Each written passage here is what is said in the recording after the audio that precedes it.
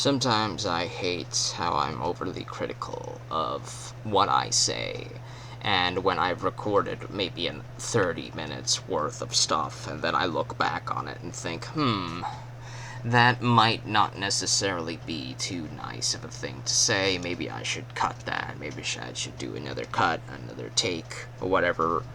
So I'm kind of exhausted from making multiple takes today of trying to a make a reason for why I have content involving this topic for today. I have a bunch of these little notes that I've written here. I have a bunch of these little notes that I've written talking about, as you can see the title of the video here, the Rings of Power, and how you could have made it a little bit better. Not that I'm trying to insult how this show was made and the decisions that were made. I may disagree with a couple things, but who the hell am I, right? I'm just a major fan of the series that I've watched all 6 films multiple times, extended and theatrical. I've read all the books, all the Hobbit, the trilogy, the Silmarillion, all this stuff, and I don't know. I might know the plot line. It's like I understand also that when they made the Rings of Power, they only had access to the appendices that were coupled with the original trilogy, which was basically kind of like a timeline of kings from Numenor and like 1 or 2 paragraphs of what happened after that, and they didn't have too much, so they had to adapt some fan theories. They had to what's the word I'm looking for? They had to get creative. They had to get creative and create new plot lines and storylines to justify visiting this point in time. And maybe I think that you could have done things a little bit better. A little bit better. There's a lot of original characters in this story that feel like they're kind of forced. That feel like they're kind of forced into the narrative, kind of like a puzzle piece into an established puzzle, and it's a puzzle piece that doesn't exactly fit in the place that they want it to go, but instead of modifying the puzzle piece until it fits, they just put it down, they pressed real hard, and they shoved it in there so that it would go into that little puzzle piece instead of trying to get a puzzle piece that actually goes there. It feels like they forced some puzzle pieces into a puzzle where they didn't exactly fit. That's as nice as I'm trying to say this, but I feel like you could have made a bunch of innovative, creative liberties while also keeping as lore-friendly accurate to the narrative, to this world, to this cinematic world that has been created. You could have been a little bit differently creative liberties. I would have made different creative liberties, particularly in regards to culture, geography, and characters, and the diversity and the diversity effect. Right? If you're looking for that, it exists in Middle Earth. It just doesn't happen to exist in the places you may have actually wanted them to exist. It exists, but it's not where you want it to. This the puzzle piece going in the wrong place thing, as I'm talking about. Tolkien created a world, a big world. He created many cultures. He created many geographies. He understood the value of the length of time and what time's effect would do on certain locations. For example, during the Second Age, Numenor established the colony of Umbar, which is located around the coast of North Harad, somewhere in the Harad area, right? And Harad has its own different culture that's been established, that the movies try to show you what that culture could have looked like. And if you visited Harad, you could have seen cities that might look culturally diverse and different from what a Gondorian city would look like. And Umbar was a Numenorian colony, and so Umbar in its first century or two would look like a very Numenorian place to live. But the way this brilliant man thought of these things is, when you went to Umbar centuries later, you would have like people from Harad coming in to visit, maybe traders. Maybe the Numenorians took slaves from Harad, which I believe was mentioned somewhere. I don't exactly know if they had the rights to that specific part where it was mentioned, but you could always take that as a liberty, as a creative liberty if you wanted. But like Umbar, over centuries and centuries, turned from a Numenorian city into a mix of Westernese humans and Harajam. It started to take on a culture of its own. The people started to look different as the races of middlemen from Harad came in and all that stuff. So it started to, the buildings started to look different. They started to look less Numenorian and started to look like that. That's the effect of time on a location, right?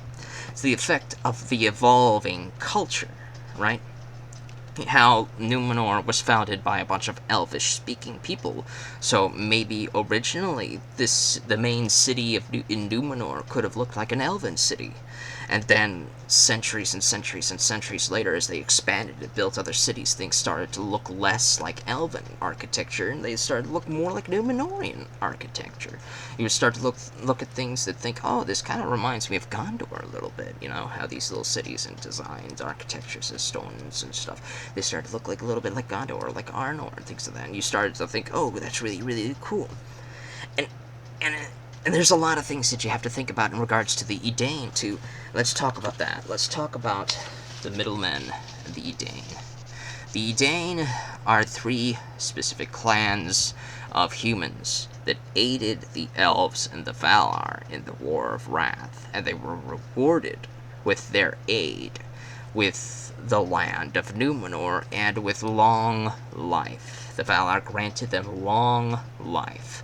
So, like the middlemen here, they would have a normal human lifespan. They'd probably make it to maybe 70 to 80, sometimes to 90, but they wouldn't live as long as the Edain. The three Edain clans that aided the elves were gifted with like centuries of life. They could live up to 200 years, to 300 years if they were lucky. So they got to get their lifespans doubled, tripled sometimes. So they got a lot of good gifts there, right? And they were usually taller than the middlemen. They were usually fairer than the middlemen. What that usually means is like the elves, they would look fair. The elves are described as looking very fair, as very fair-skinned. The hair was usually long, always long. I kind of had a problem with this show with the depiction of the elves and their hairstyles. Some of the elves, kind of like Celebrimbor, I can be okay with that. But other elves, particularly people like Elrond's character would probably have a hairstyle kind of looking like Hugo Weaving's. In fact, he would probably look exactly like Hugo Weaving during the Second Age. You know, the man is at the point of time that Numenor sunk, that the show is probably trying to crush the timeline. And I understand that they're crushing the timeline. They're compressing the timeline massively, right? Technically, the Second Age took 3,000 years, right? And at the point that Numenor sunk, Elrond would be about, however old the Second Age is. So if Numenor sunk in the year 3000, then Elrond would be 3,000 and some change. He would probably look like he does in Rivendell, in Imladris. He would look probably like he does there, with the long hair, the fair skin, and all that stuff. He would, these guys don't change. They don't. I know you have to change the actor, but these guys don't change. They don't change. And particularly with Galadriel, I was very disappointed with her, because this is a character that should probably be about 5,000 to 6,000 years old. Okay, pulled out my handy-dandy lore here. Galadriel was born in the year of the trees, 1362. Now, how much time passed between the year of the trees, 1362, and the First Age into the year 3000 of the Second Age? Let's take a look at that. So if the First Age was 600 years, it's the shortest age. That would make her at least 600 by the end of the First Age, right? But there's some change in the years of the trees when she was born to when the years of the trees ended. So there's some change there. So after the first age and then the age of the trees should probably be about 1 to 2,000 years old when the second age begins, right? When the second age begins, she would be close to 2,000 years old. So by the year 3,000 of the second age, she would probably be about 4 to 5,000 years old. Roughly younger than Elrond was during the Lord of the Rings. Elrond, I believe, was like 6,000 or something during the Lord of the Rings. So Galadriel would probably be around his age. So she would have been around for a fair bit. She wouldn't be acting like an elf of 500. She wouldn't be acting like a young upstart. This would be an incredibly wise character.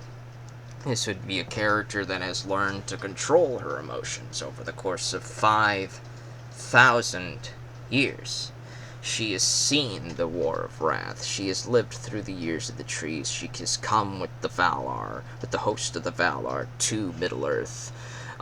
She has been around for a while. She wouldn't act like the character Galadriel acts in this TV show adaptation. Lore Lee, the way she acted was different. I understand this is an adaptation based on this show. They're trying to make their own show, their own canon, and I feel like that should be a very cautionary tale, just like the Second Age is a cautionary tale towards human action, towards elven action, towards the decisions made by characters and the massive destructive consequences of their choices. That was a big theme of the Second Age, and I feel like that's kind of biting them in the butt this time as well. They're making a bunch of creative decisions that are now backfiring upon them, much like the decisions the characters of the Second Age make that backfire upon them. Fans loved the character of Galadriel. They loved seeing her in the Third Age. They loved reading about her during the War of Wrath, during the Years of the Trees, during the Second Age. They loved the character and her journey, right? They knew what her journey... The fans who read all this supplementary material to the 6 movies here, the 4 books, the 4 main books, the people who've read the other books some early in the Shadow here and all that stuff, the unfinished, the people who have read all of that stuff know the journey that Galadriel took. So this show feels like it's a show made for those fans, right? So when you have a character that feels fundamentally different, tonally different from a character that they have spent a long time with, naturally I feel like you should expect that they would be a little bit questioning why you would have made those decisions with the character. If that makes sense. I'm trying to be very nice here. I don't want to turn this into an angry rant. I don't want to turn this into any type of message that somebody can feel like they can infer from whatever I'm trying to say that I'm not actually trying to say. I'm just trying to say that there is a character that has already been established that now feels tonally different to the one on screen in this show. And this is the same for other characters, like Gil-galad, or Elrond, or the fact that there's 2 generations of Durin at the same time in this show that feels like a slap in the face to anybody who reads Tolkien, you know? Durin the Deathless, when you give the Dwarf King the name Durin during the first, during the second, it's not like, say, an English king. You call your English king King Philip, and then Philip would name his son King Philip II. That's not how the name Durin is used in the Dwarven line. see, the dwarves in their culture, they believe that Durin the Deathless is reincarnated every so often, and that when the son of the king, or just the son of the would-be king, looks so close to that original Durin, they believe that really is Durin reborn. There will only ever always be one Durin. Think of Durin as like the Buddha. Think of it kind of like that if you want a real world counterpart. The Buddha, the reincarnation of the Buddha, there's never like two Buddhas existing at the same time. That would be silly. That's what Durin is. There's always one Durin at the same time. There should not be a Durin the Fourth if you have Durin the Third still alive. You don't do that. That's what I'm trying to push here. So that there's a lot of creative decisions that feel like they're slaps in the faces to fans of this franchise. Newcomers probably wouldn't know this information, although all of the information you're throwing onto the screen with these episodes feel like there are a lot of things that only fans would catch on to real quick. A newcomer who probably only watched these movies would not necessarily know a lot of the stuff that's being shown to them on screen, and they would feel rather lost and alienated, and they probably wouldn't care about half of the stuff being talked about, you know?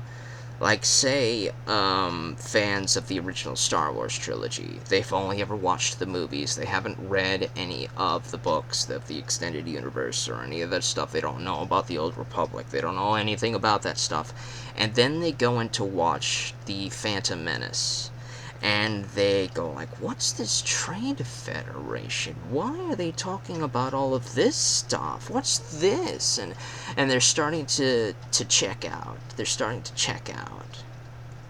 It's kind of what I feel like is happening here to the newcomers. They're checking out because there's somebody that I watch that said it perfectly. They said it perfectly.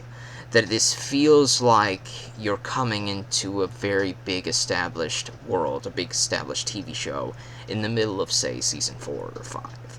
You're watching the middle of that season, and you're expected to figure everything else out, right? You're gonna be lost, right? That's what it feels like. You're thrown into here, and granted, they show you the background. They have War of Wrath in the flashback. They show you a lot of stuff in the flashback. The years of the trees, and the burnings of the trees. They show those flashbacks, and they're giving you a lot of information, a lot like the flashback at the beginning of this movie did with the War of the Last Alliance. They show you a lot of that stuff, but there's some tonal differences between how the flashback in the TV show did it and how the flashback in Fellowship of the Rings did it. The Fellowship of the Rings' flashback is intricately tied to the narrative of the trilogy that they were trying to say. Isildur cuts the ring from Sauron. He refuses to throw the ring into the fire. They don't necessarily show you Gil-galad. They don't necessarily show you too much of Elendil. They don't necessarily show you about the siege of Mordor that took 7 years. They don't necessarily show you about the war of the elves and Sauron, or how Sauron tricked Celebrimbor. They don't tell you any of that because it's not important to this trilogy. And it's like, there's a lot of stuff going on that makes fans question, like the Harfoots. Why do we keep swapping to the Harfoots? Why are we looking at these guys? Why it feels tonally different to the narrative of the Second Age and the Lord of the Gifts, and we keep swapping to different points in time, and maybe they're gonna figure that out in later seasons, but the first impression is very powerful. A first impression is very, very, very powerful. If your first impression fails, then it doesn't matter if it gets good later on. Some of the people will keep watching, but you will lose a large fraction of the audience if you throw them off with your first impression. I get that, and I feel like that's probably going to happen to this show. Like, with the character of Halbrand, I feel like he's going to be like the son of the king of the southern of Mordor, you know. He's the son of the king, or like he's of the royal line. He's going to be the Aragorn or whatever, and he's going to feel like he doesn't want to be associated with that bloodline. He doesn't want to be associated with the person who aided Morgoth in the War of Wrath. He doesn't want to be associated with that, right?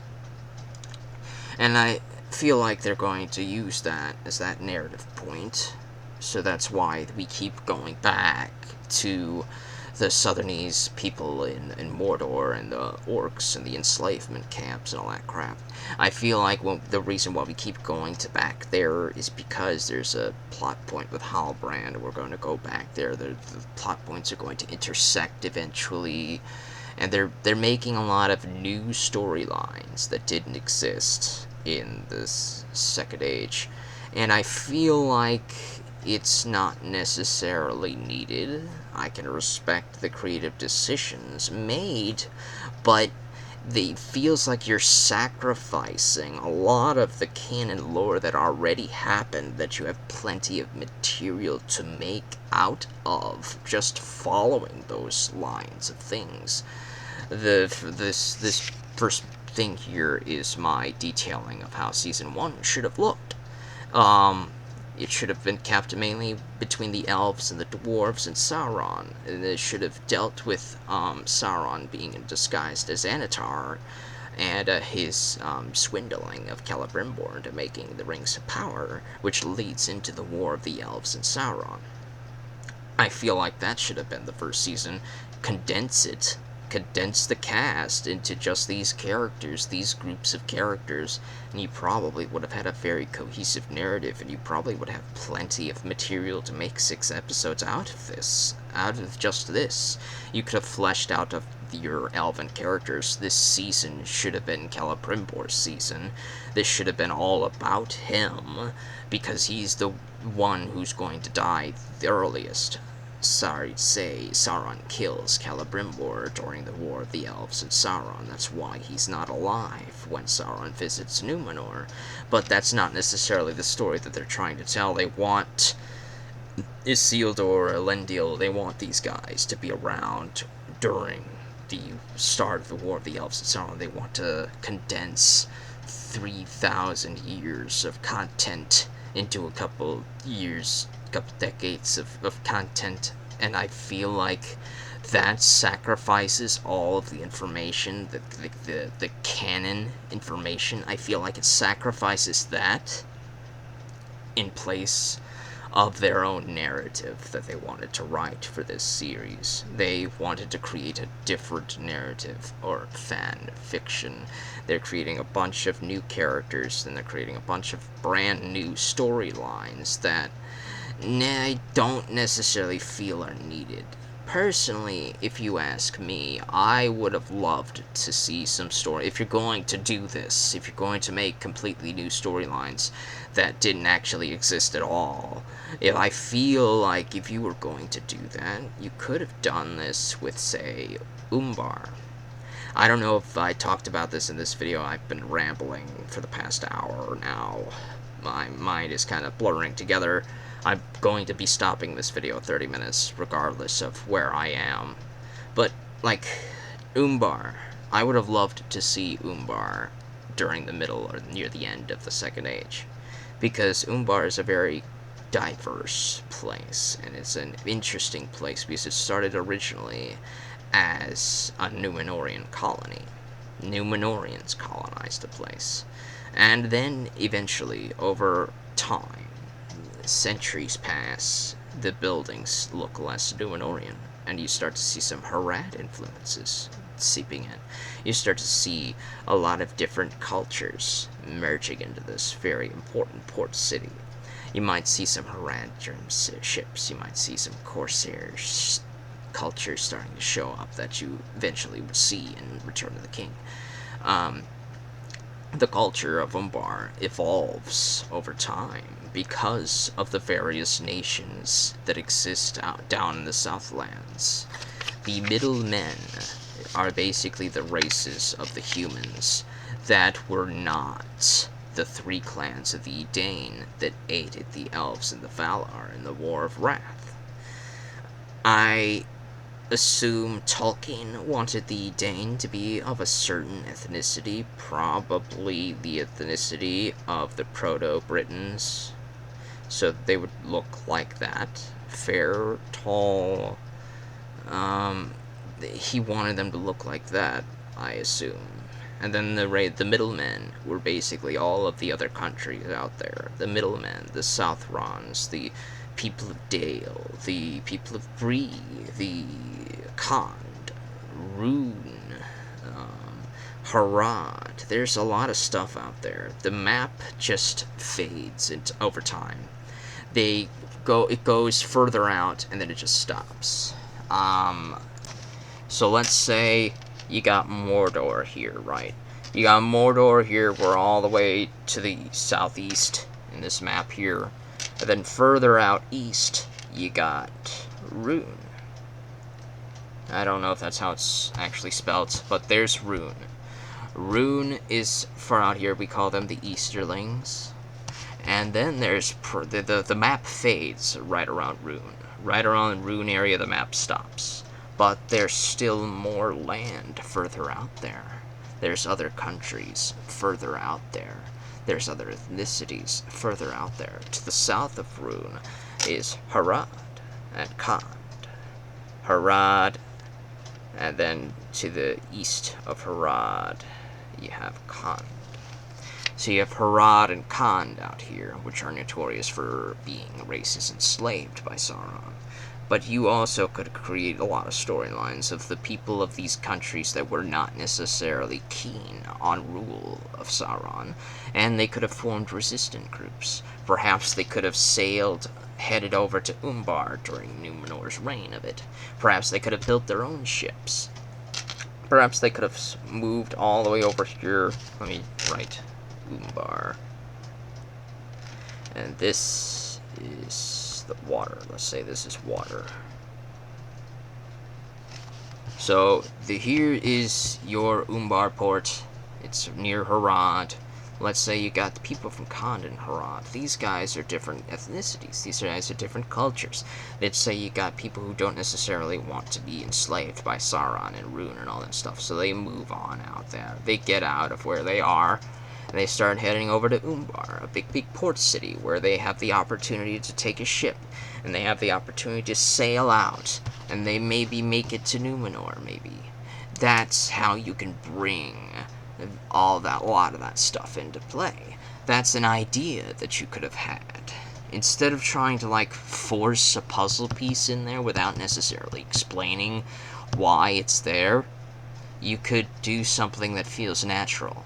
Let's say somebody who's already out here, you make a storyline in Harad, where let's say you got either Sauron's forces, we got Easterlings breaking into Harad to enslave the people, and you can have some Haradrim here that don't necessarily want to be enslaved, and they start to flee, and they flee out of there, There's a lot of things from a lot of these countries that you could have done something with.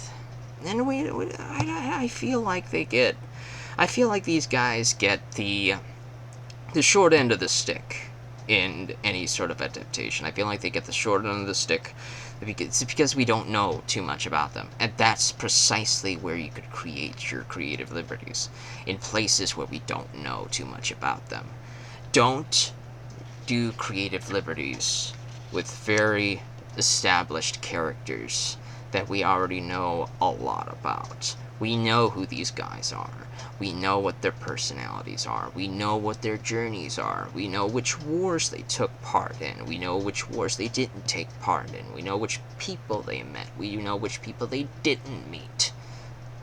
Instead of trying to do creative liberties here, maybe do it where it's rife for creativity. Maybe do it in a place where there's plenty of created characters that you can make of all shapes and sizes and bursting with potential.